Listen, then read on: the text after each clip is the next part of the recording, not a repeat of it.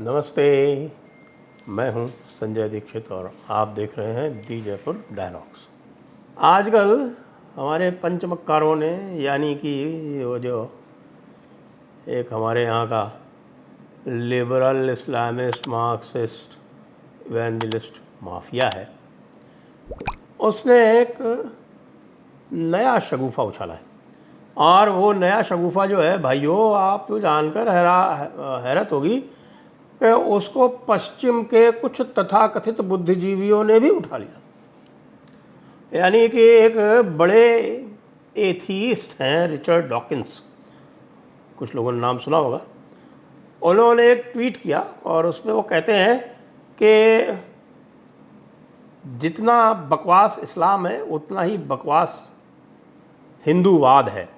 देखिए, हिंदुइज्म का शाब्दिक अर्थ हिंदूवाद ही होता है, उतना ही बकवास हिंदूवाद है। क्योंकि आप बताइए कि उन्होंने अपनी टेक्स्ट बुक से एवोल्यूशन को हटा दिया और पीरियोडिक टेबल को हटा दिया।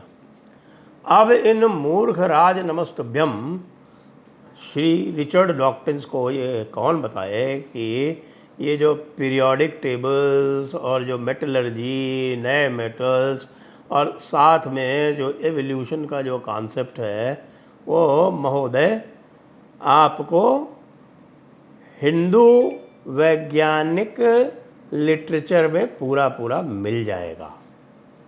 यदि आपको इसके बारे में ज्ञान ना हो तो आप जाकर पुराने जो हमारे जो एल्केमिस्ट थे, हमारे जो नागार्जुन जैसे थे, या आप जो है वो वराहमिहिर, आर्यभट्ट और दुनिया भर के हमारे जो वैज्ञानिक हुए हैं उनके सबके जो है वो साहित्य पढ़ लें। लेकिन वो तो आपसे होगा नहीं, क्योंकि आप तो हैं तथाकथित एथीस्ट, और जो एथीस्ट होता है वो क्रिश्चियन एथीस्ट होता है। वो भारत की परंपरा का नास्तिक नहीं होता है, क्योंकि भारत परंपरा में जो नास्तिकवाद है वो पूरा का पूरा प्रमाण शास्त्र से संबंधित होता है। चलिए, उस पर तो हम आते हैं, लेकिन पहले हम ये देख लें कि ये सब जो शगुफा है वो आया कहाँ से, उसकी फैक्ट चेकिंग किसने की। हमारा जो चिड़ियाघर का भालू है उसने इसकी फैक्ट चेकिंग की या नहीं की? नहीं, वो इस तरह की फैक्ट चेकिंग नहीं करता है। वो फैक्ट चेकिंग जो है वो केवल उन चीज़ों की करता है, उनको झूठ ठहराता है जो सच होती हैं। और विशेषकर हमारे मोमिन मोमिनाओं के जो शगुफे चलते रहते हैं और जो हमारे अशराफ मुल्ला मौलाना जो तरह तरह की बातें करते रहते हैं, उसको जस्टिफाई करने के लिए, उसको तार्किक सिद्ध करने के लिए हमारा चिड़ियाघर का भालू उर्फ जू बियर जो है वो मैदान में आता है। किसी इस तरह की बात के लिए नहीं आता है जिससे कि भारत की छवि पूरी विश्व में ख़राब की जा रही हो। ऐसा होता है तो हमारा चिड़ियाघर का भालू और उसके साथी जितने भी हैं वो बड़े प्रसन्न होते हैं कि हाँ भाई ठीक है। और ख़ास तौर से रिचर्ड डॉकिंस जैसे जो बड़े अपने आप को भारी इंटेलेक्चुअल कहते हैं। मैं तो बहुत समय से कह रहा हूँ कि ये जो एथीज़म है, जो एक क्रिश्चियन कॉन्सेप्ट ऑफ एथीज़म है, क्योंकि इस्लामी तो एथीस्ट हो ही नहीं सकता, मार दिया जाएगा। लेकिन क्रिश्चियनिटी वाले जो एथीस्ट हो जाते हैं तो वो क्या करते हैं कि क्रिश्चियनिटी कहती है कि भाई गॉड है और सन ऑफ गॉड है, होली घोस्ट है, ट्रिनिटी है ये। और जो एथीस्ट हो जाते हैं वो कहते हैं नहीं है, बस। तो एक डॉगमा वर्सेस दूसरा डॉगमा, समझ रहे हैं ना आप। एक डॉगमा कहता है कि भाई there is God, there is trinity, there is son of God, Jesus is son of God. Jesus जो है आपके यहाँ पर जो है आपके पाप धोने के लिए आया है। भाई साहब, कौन सा पाप? तो बताया कि साहब के जो पाप है, जो आपके आदम और हवा या एडम एंड ईव जिनको कहते हैं, उन्होंने शारीरिक संबंध बना लिए, बड़ा पाप है।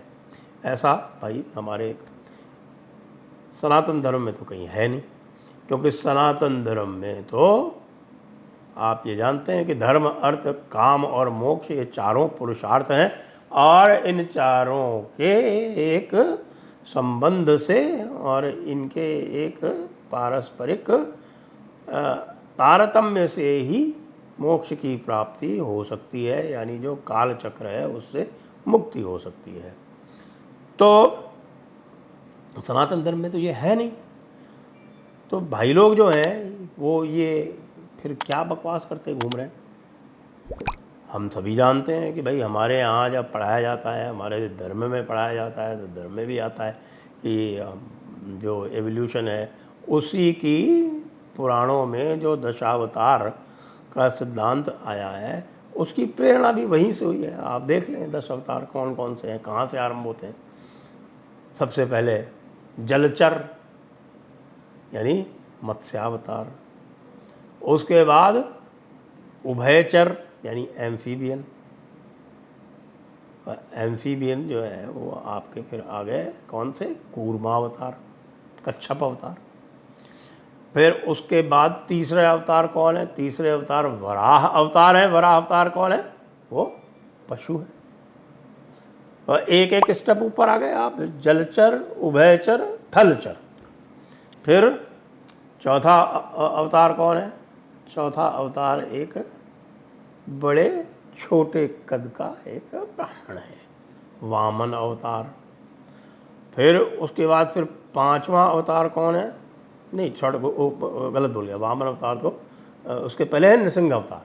नृसिंह अवतार मतलब वो मनुष्य और पशु के बीच के, नृसिंह अवतार वो मनुष्य और पशु के बीच के आ गए चौथे।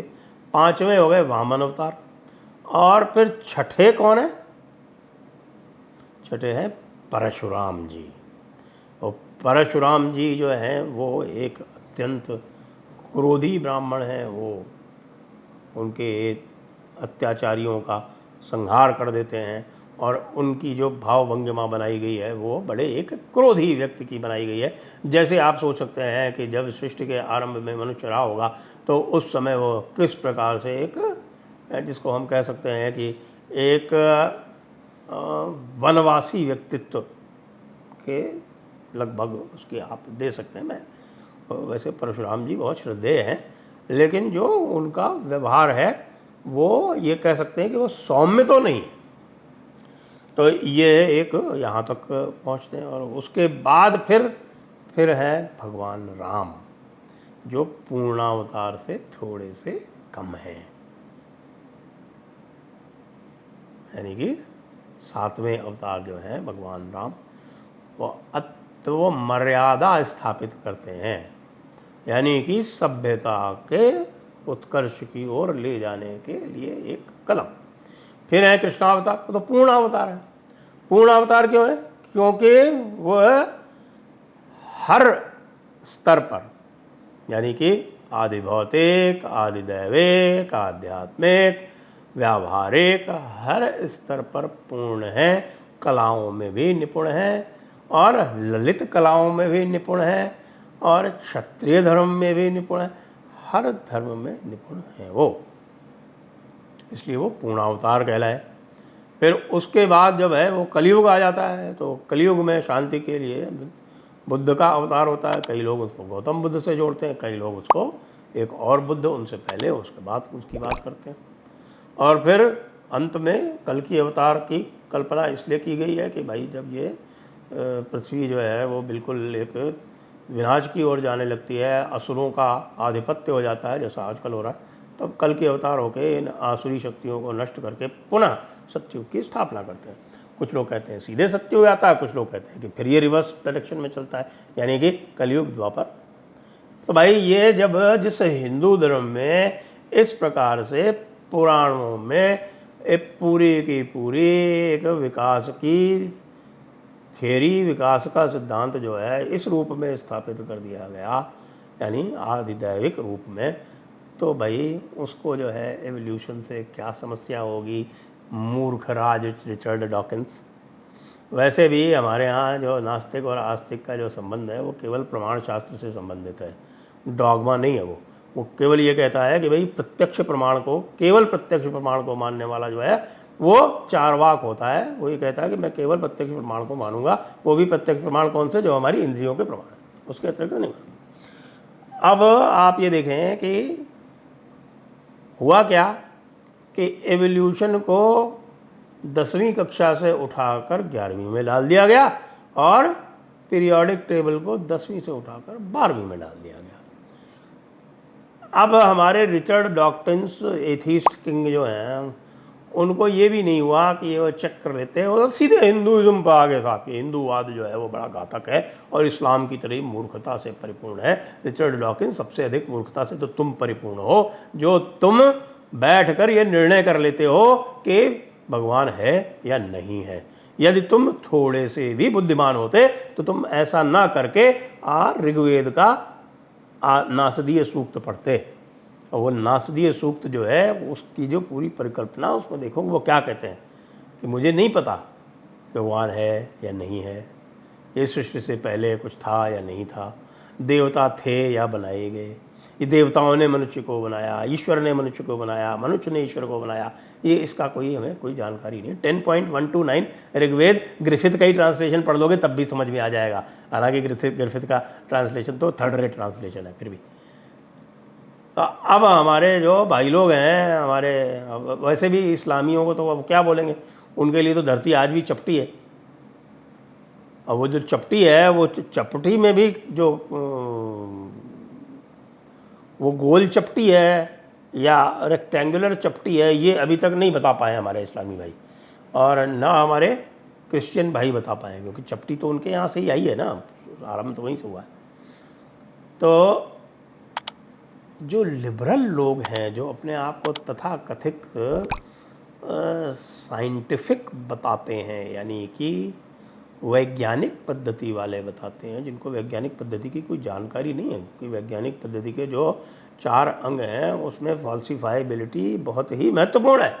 फॉल्सिफाइबिलिटी मतलब कि किसी चीज़ को गलत साबित करने की क्षमता होनी चाहिए, और वो उसकी मान्यता होनी चाहिए कि हाँ, कोई भी आपका जो सिद्धांत है वो गलत साबित किया जा सकता है। ये सब बैठे रहते हैं आइवरी टावर पे कि ना, हमारी बात तो गलत हो ही नहीं सकती। इस तरह के लोग यहाँ बैठे बैठे जो है वह मजाक उड़ा रहे हैं टेक्स्ट बुक चेंजेस का। अरे मूर्खों, अभी तो देखो टेक्स्ट बुक चेंजेस तो हुए ही कहाँ हैं। जब टेक्स्ट बुक चेंजेस पूरी तरह से हो जाएंगे तो ये जो हमारा एक बर्बर काल है, उसको फिर हम मध्ययुगीन काल नहीं कहेंगे, फिर हम उसको कहेंगे बर्बर काल। उस बर्बर काल की जब पूरा इतिहास सामने आएगा, और सामने आएगा तब जब जो इन बर्बर इतिहासकारों ने ही जो लिखा है उसी को सामने ले आएंगे, उससे ही सामने आएगा, वो पर्याप्त है हमारे लिए। ठीक है ना। जय हिंद, वंदे मातरम।